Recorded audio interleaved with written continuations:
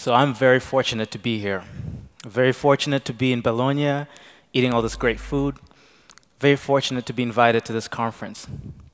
But I'm actually very fortunate to have even lived past my 8th birthday. Because by the age of 7, I had 2 near-death experiences. They say that the specter of death is a wise teacher. Learn to number your days and gain a heart of wisdom.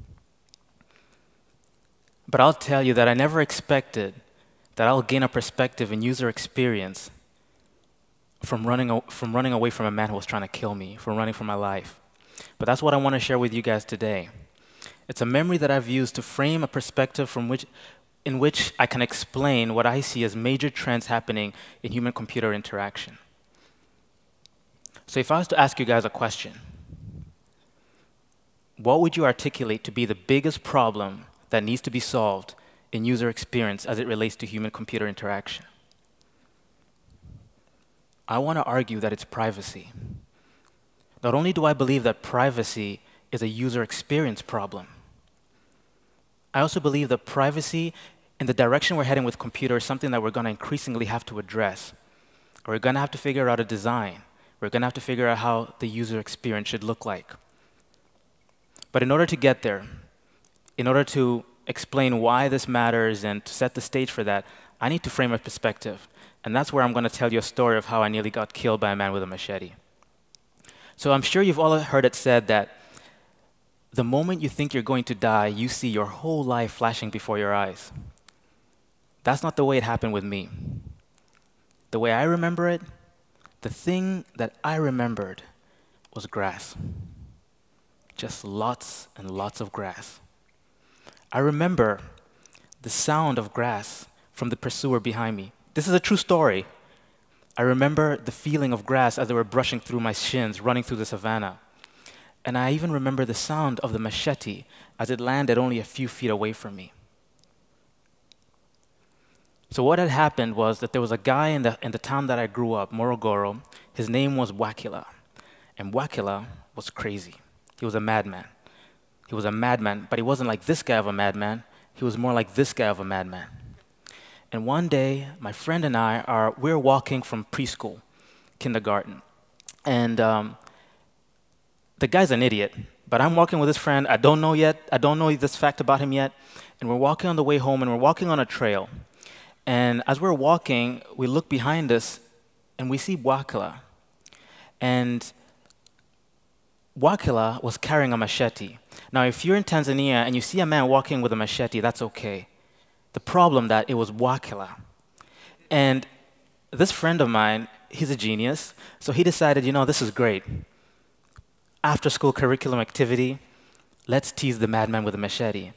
And the guy, no joke, true story, this guy turns around and he yells at the madman. He's like, "Hey, Kicha, Wakila," which means, "Hey, madman, Wakila, you're crazy." And so Wakila, he's crazy. He sees the 2 little kids screaming at him, and he decides, today I'm going to kill them. And he starts charging at us with a machete. And from that moment, all I remember is grass. I don't even remember the name of my friend. I can't tell you, I wouldn't be able to pick Wakila from the crowd. And this is the man who tried to kill me. What I remember was grass. Why is that? Because grass, at that moment, was critical to my survival. Grass was escape route. Grass was the territory that I had to maneuver. And my brain was searing it into my head. Focus on the grass. Feel the grass. Hear the grass. My senses were tuned there. And I really do hope that none of you can relate to this story.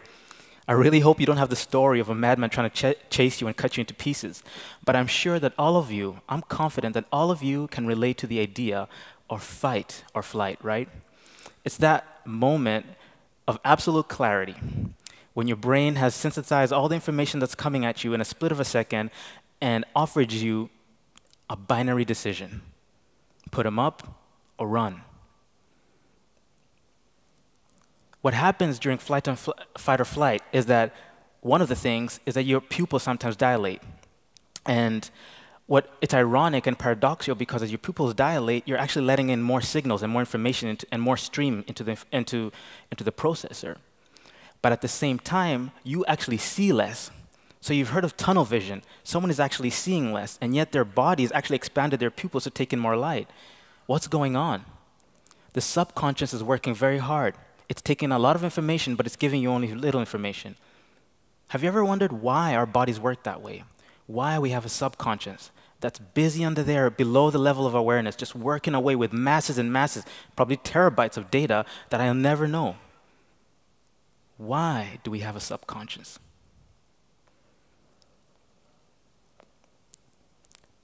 Have a look at this picture.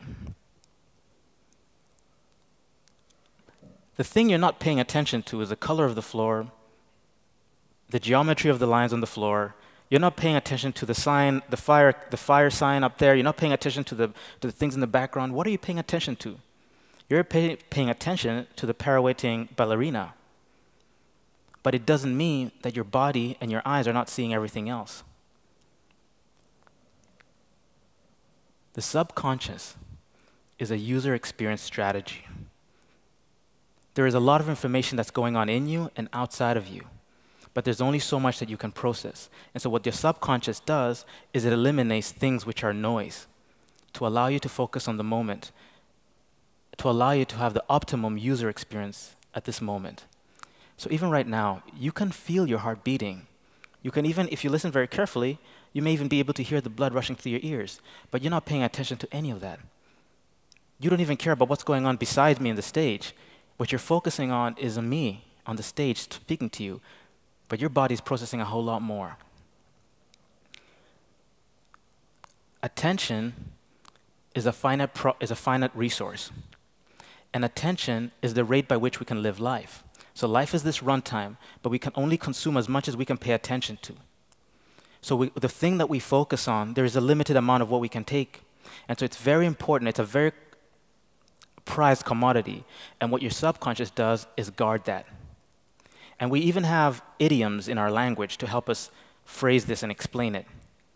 So we say things like spending time, wasting time, and whenever you're paying attention, you're losing from one place in order to afford in another.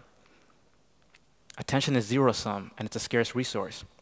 So what happens if the subconscious mechanism doesn't work? What happens if you've got a bug there? Meet Stephen Wiltshire. This guy was born mute. But in his early 30s, he had been awarded a knight in the Order of the British Empire. The reason why he was awarded was because of this.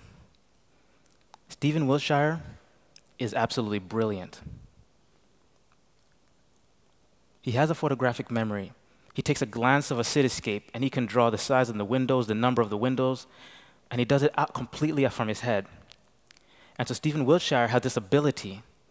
But the thing that makes Stephen Wiltshire interesting and different from us is not the fact that he's able to see more than we are. You're able to see exactly what Stephen Wiltshire does, except what you do is you ignore most of it. Actually, you have an extra capability that Stephen Wiltshire is missing. You can filter out things which are not important. Stephen Wiltshire, on the other hand, everything he sees, it goes in. The same capabilities you have. But what's the cost? What is he paying? What is he losing in order for this ability? Stephen Wiltshire was autistic. The attention that his body is spending, accumulating all this data and processing it, is not being spent in social forms. And so he's autistic. And so what may seem like a bug, tunnel vision, fight and flight, it's not a bug, it's a feature. It's a very sophisticated feature because attention is a limited resource. Attention does not scale. It doesn't matter what heroic efforts we can accomplish with electronics and in computing, all the information that we can actually harness and send to ourselves, we will never be able to scale in human attention. And so we optimize for it, just like our bodies optimize for attention. And the way you optimize for attention is actually a very personal thing. The subconscious optimizes on the basis of your fears and your hopes. That's why I think some mothers can sleep through a plane crash, but as soon as their baby whimpers at night, they wake up. And so your subconscious is like this filter. It's these algorithms that process information that's coming in and ignores most of it. Now, some of you who've been really paying attention will probably know that we have a nomenclature in the web for that kind of process, that kind of user experience.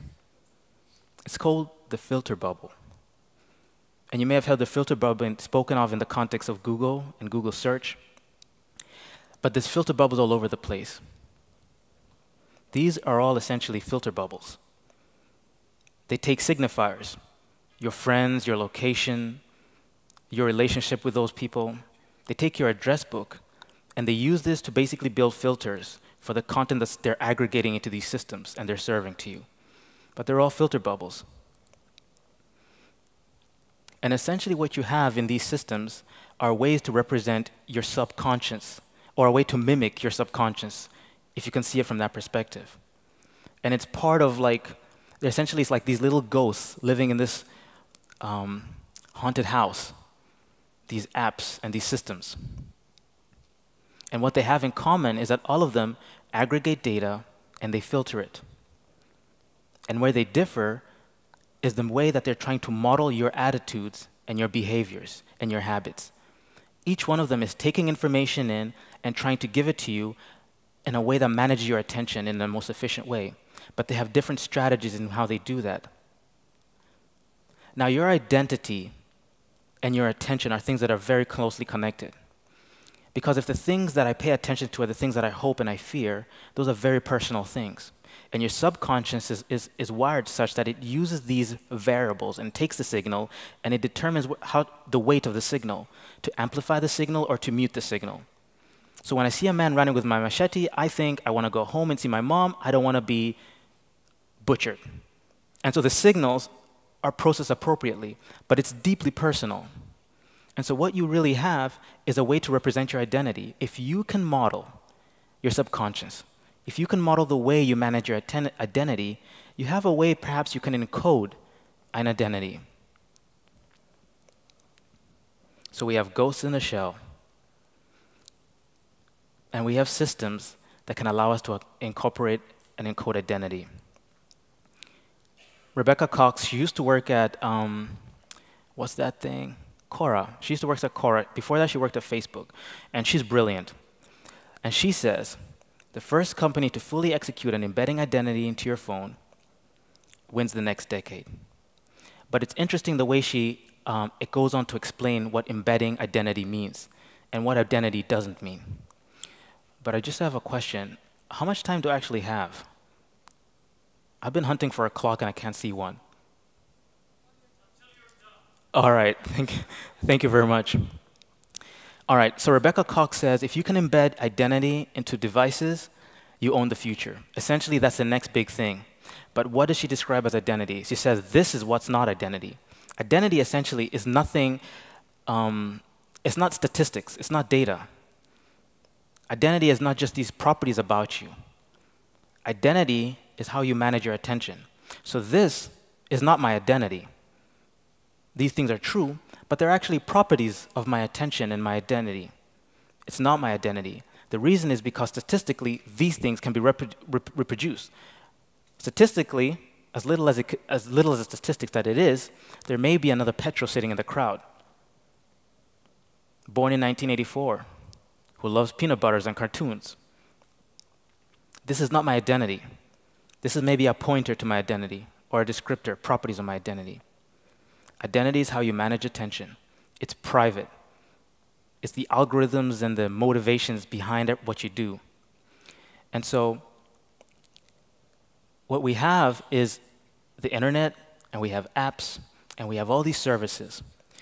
And data keeps flowing through the services as they encourage us to use them. And this data is used to model our behavior. But each of these services does it in its own way. But essentially what social networks are is essentially attention management engines and identity engines. So it's not the data necessarily that's going through the system that is your identity. It's how you use the system. For example, consider Twitter for a moment. The way that Twitter models behavior is to say, on the input, we make it that the person who's putting the input does a lot of work to streamline and to get to the essence of what he wants to say. You do that by limiting the number of characters he has to work with.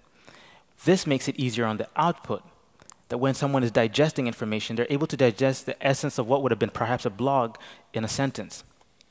And so it creates this, this habit, or it models this behavior of skimming. And in the process of doing this, they're able to measure and engage and collect information about you, and in the way that you act and behave on the system. Facebook has another model of behavior. And the data that goes through Facebook may be very similar to the data that's posted on Twitter. But the way that they model behavior is different. That's a different identity engine. But the more systems that come online, the more things that become computers that are interconnected, the more data points they can read about you, the more information that's being passed through systems, and the more identity engines they are. And what happens is that you don't say that you like cats. You don't say who your child is. Those things get revealed in the system. And so you have a picture in the background here, and it's got very little resolution. Computers, back in the days of the beginning of the personal computing revolutions, you had computer graphics that looked awesome at that time, but when we look back at them, one pixel was like the head of the video game character. But what happens is that Moore's law allows us to have more resolution. And as more systems come online, and as more time you spend, how many years have you been on Facebook? 6 years? What's happening? A better resolution of who you are is being encoded. Eventually, the digital representation of your identity will be pretty much photorealistic.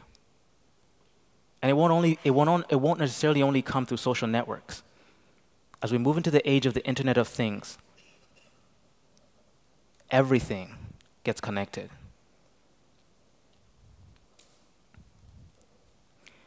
So I had a small epiphany once. I have this app called Pocket, and I use it to basically save my articles so I can read them later. And already that's a habit, because the articles that I save and when I save the articles is already an indicator of my priorities, my hopes, and my fears. But something interesting happened one day. I was riding the U-Bahn. It was nearly New Year, and I opened the Pocket app expecting to go to the list view and open one of the articles to read. And instead, they had this card in front of you, and it basically said, "Oh, click here and have a look at all the statistics about how you used Pocket in the last year." And I was like, "Oh, that's cool. That's interesting." I clicked it, and what I saw there really surprised me. I saw that on Wednesdays, it basically showed me how many articles or how much content I consumed during the days on average throughout the year. And what I saw was that on Wednesday, I had this massive spike in how much content I consumed on Pocket. And I couldn't believe it, because I never noticed it. The statistic was so strong, the difference was so big. I was thinking, I must have surely taken every afternoon on Wednesday off and be reading articles on Pocket. I did not see the behavior. I couldn't have articulated the behavior, but the behavior was being revealed. It's not just the data, it's how the data is running through the system. Essentially, the software that is being built, all the software, most of the software that's on your smartphone, most of it requires your identity these days, or it requires some personal identifying information. But really what they are is essentially circuits from which data runs, and they build a model of your attention, of what you spend your time focusing on, depending on your different needs. And so I had this experience when I was going through my Pocket articles, and I saw, here I am, a guy who's using this app almost every day, and I don't even notice what I'm doing with it. But the computer does, because my ghost is in the shell. Very revealing. I wasn't spooked, but it did make me think. A lot of people, when I explain about essentially what computers are doing with their information and how they're trying to optimize their information and how much more information is going to be needed about you in the future in order to run any software. Microsoft says, for example, that the enterprise of the future is all about people, and enterprise of the future is all about software, Mark Zuckerberg said that people, relationships, was the missing layer in software, was a missing layer in technology. And so all this private information is going to be used to build systems that we're going to be working with and we're going to use for play and all those sort of things. And it spooks a lot of people away. And a lot of people say, you know what, I'll never offer my information. I don't want to do none of that. That's so invasive. You know, do not track. You know, install all those ad blockers. Stop everything. Pull out the plug. And even when I articulate that in the coming future, when everything becomes, when we get all these systems hooked up to the cloud and we have this Internet of Things, people say, well, you know what, I'll just turn off notifications. I don't need my fridge to speak to me. I just turn off notifications. But I kind of think sometimes that's like going to bed at night and pulling out the telephone cord, pulling it off the wall. What's the lesson that we can learn from how our bodies work with the subconscious? What our body does is it doesn't take less data in. It doesn't just shut off. What it does is actually even works harder. It does more processing to improve the user experience. So is there another way? Is there another way where we can have personal information moving algorithms about us, moving through systems to improve our user experience, to help with the capacity and the load of information that's coming at us? Is there a way we can do that where we don't feel violated in terms of our privacy? Is it safe to be on a system that's modeling your identity, coming towards perfection or photorealism in 20 years? Is it safe for a system to exist such as that? How do we work? Moore's law is very powerful. It's a hypothesis. But if I can sum up Moore's law, it's basically that transistor power and the amount of computing that you can do in a given space roughly doubles every 2 years. And computing power grows in the order of magnitudes. And what that means effectively is that people can kind of get that explanation, but what people really struggle understanding is actually the impact of that implication. And so the things that today seem like it's impossible, you know, this thing is never going to happen, or this is years and years and years away, Moore's law makes it come truer faster than you would expect. And so there is a limit to how much turning off notification will be able to help you in the future. But there are other solutions. But I've got a question. A book, cigarettes, a car, and a pair of glasses. What do they have in common? Say again? Things you don't need in the future? Things that will change in the future. A book, a cigarette, a car, and glasses. All these things today, they have versions that run on battery. The Kindle is a book. It runs on battery, and it's talking to a cloud. And it knows where you are. It knows what books are in your store. You have cigarettes, electronic cigarettes. You've got cars that are going to be driving themselves, making you driving illegal. And you've got glasses. Everything in the future becomes a computer. Everything in the future becomes a computer. And everything in the future starts talking to each other. They call that the Internet of Things. And we're in the threshold of the Internet of Things. And everything is going to be linked to your identity. And everything is going to be linked to the cloud.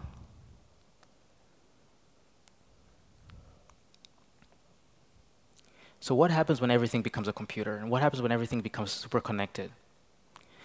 Well, those who say that you got to just turn everything off and do not track me, the safest way to live in that world is basically to go back in time like Terminator and uninvent transistors. But you cannot uninvent certain things. And you cannot uninvent, for example, nuclear technology. There are solutions. When you install an app on your phone, they ask for what permissions you're willing to accept. And so they declare the sort of permissions that they would like to use on your phone. My problem with this is that that information that you allow these systems to have about you, yes, help you to accomplish the user experience that this software requires. But permissions is different from possession. The information that's collected about you is not owned by you. It's owned by the people who provide the websites and the apps and the systems. And it's no longer your information. It's increasingly identifiable information that's identifiable about you, but it's no longer your information. And the thing is that the apps and the system that you're working with are habit forming or habit modeling. What I mean by that is that they're the sort of things that are designed so that eventually you don't want or you can't not live without. You tell me how successful you are if you throw away your phone and no longer start emailing. You're a social pariah. That's a digital hermit. There are systems now that you cannot live without. They're habit forming and habit modeling. And so permissions is what we're using right now. But permissions is not the same thing as possession. Who owns your data? Think about private data in this way. Private data is perhaps one of the most valuable wealth that's being amassed in enterprises today. And most of them are being amassed in very few companies, but humongously profitable companies. And you are the people who are providing this wealth. As you use these systems, you're churning out all this valuable information. And it's information that's going to be able to run systems of the future, enterprises of the future, make them more efficient. Imagine, for example, that I have a car, and after a certain amount of time, the car needs some repair or to have the oil checked. Is that something that I need to remember? Or can my car simply communicate with the network and put a calendar entry to go to my nearest mechanic who also has somehow been connected to the network? And it all happens automatically. And what the computer does for me is simply show me essentially a recommendation or an alert to confirm or deny or modify this entry into my calendar. But who owns that information in my car? Hyundai? Is that their information? Who owns the information about the mechanics? Who owns the information on my calendar? Is that my information? I think it should be. And so you have banks, for example. And banks are an interesting model because banks hold a lot of money and they work with a lot of money and they use your money to make more money for themselves. But the money that's in the bank is your money, and you can withdraw it and deposit it into different places as you wish. Medical records are held in databases, but they're your medical records in most parts. There are restrictions about how you can transport medical records, but they're your medical records. And the more medical history you have, the more of a picture you have of who you are. Why can't digital information, the patterns of your behavior, your transactions and interactions, why cannot these be your property? Why can't they be yours that you're simply lending to these systems to use? In that model of interaction, these social networks, or these applications and systems, these attention management systems, become engines that essentially are generating and cultivating your identity. Your token, your key to unlock your user experience. Your particular key, which when you put inside your Maps apps, shows you all the places where you like to eat and shows you your favorite routes. Not only where you like to eat, but how you like to travel, for example. You own that information, and you choose whether you give it to Here's Map, Open Map, or you give it to Google Maps. The same with the other systems. What if you own the information, and they simply generated more information through your usage? And when you open an app, that app is hydrated with that information, pulled from the server. That information comes into the system. and suddenly your system comes alive and it becomes usable according to the needs of your identity. So you can solve this, theoretically you can solve that using cryptography and using, for example, a central database, a system where it's like a middleman between the user and the application provider in the systems, and the information that they generate, they may be able to keep a local cache in order to improve performance as you're using the application, but as soon as you're logged out or something, that cache is simply sent to a central server, and you can audit who's using your information for advertising, who's using it for medical records, who's using it for background checks, and you can give it to whoever you want. And you can withdraw it, and you can use it. And all the people, all app developers or system developers, all of them have to have a certification of trustworthiness, of how they use your information, that they don't keep it. And any derivative information is still yours. And I don't care where my information is stored, because with encryption, even when you're talking on your phone, your information is going through the air. Anyone can catch it, but it means gibberish to everyone because they don't have the key. So you have a key, a private key, and these enterprises have their key, and you have data, which is owned by you, but it's being stored in this brokerage service, in this database. You can solve that problem technically, but there's probably a bigger problem to solve, and that's the business case problem. Most of the reason why applications collect so much of your information is because we are in the age of advertising. Advertising became technology. If you think back, what happened was that we had Microsoft, and what Microsoft was selling was software. They didn't much care about the hardware, they were selling software. The motto was Windows everywhere. But that model actually kind of got disrupted. With companies like Google coming, Google develops just as sophisticated software as Microsoft. Incredibly expensive software. But here's the thing, they give it to you for free. They don't make money on software, they make money on the user. They give the software for free, they sell the user to advertisers. They sell, in fact, your attention. They capture your attention and they sell it to the highest bidder. But there is another company, massively successful, that has neither of those models. It neither sells software, nor does it sell your attention digitally. For example, Apple. What they're doing is that they're using software as simply an add-on to their hardware business. And so software is supposed to make their hardware more powerful for you. They don't make money on the software that they're selling.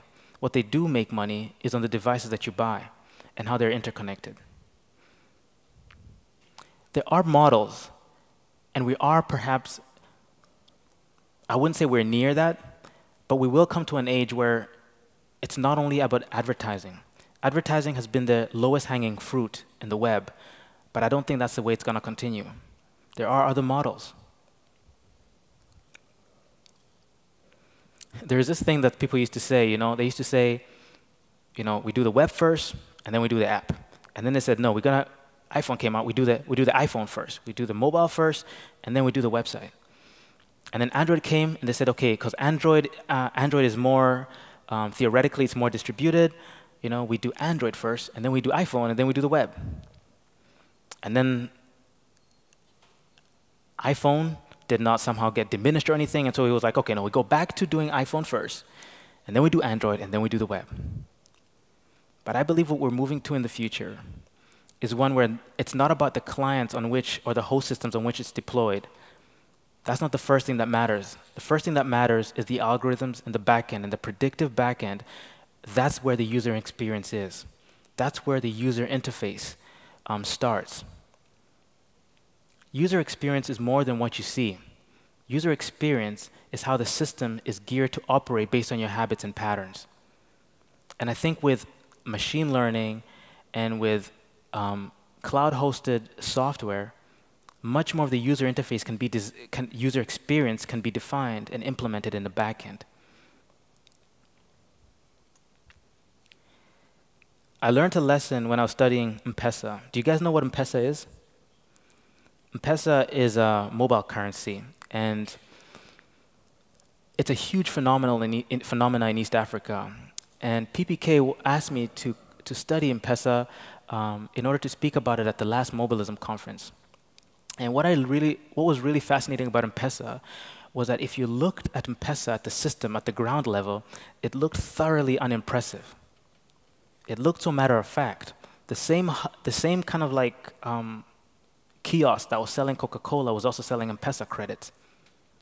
And what they had done is they had managed to execute on cashless payments and turned East Africa into a veritable cashless society by eliminating friction. And what they did was that instead of asking people to adopt really weird new technologies, RFID and all those sort of things, and waiting for the new smartphones, they went to the bottom denominator, and they made it work for them. So most of the continent was on feature phones, and they made it work on feature phones. Most of the continent that had feature phones had telephone numbers, and telephone numbers are basically pseudo-random generated IDs. And so they never asked people to get new phones, and they never asked people to sign up to new like subscription services. They used things that were already in existence to create a frictionless way to move into a cashless society. And the thing that I learned from studying M-Pesa is that this was actually user experience design at its most sophisticated. It looks very transparent. Most of us here work with visual design. But essentially, at the root of what we do as designers and developers, it's all about problem solving. Form and function are things we use, and in timing are things we use in order to solve someone's problem. Even design, color, it's used to solve someone's problem. And the perspective you take on the problem matters. Not all problems start or end with pixels. Design is simply aligning a system to work with the habits and expectations and the behaviors of the user. Thank you.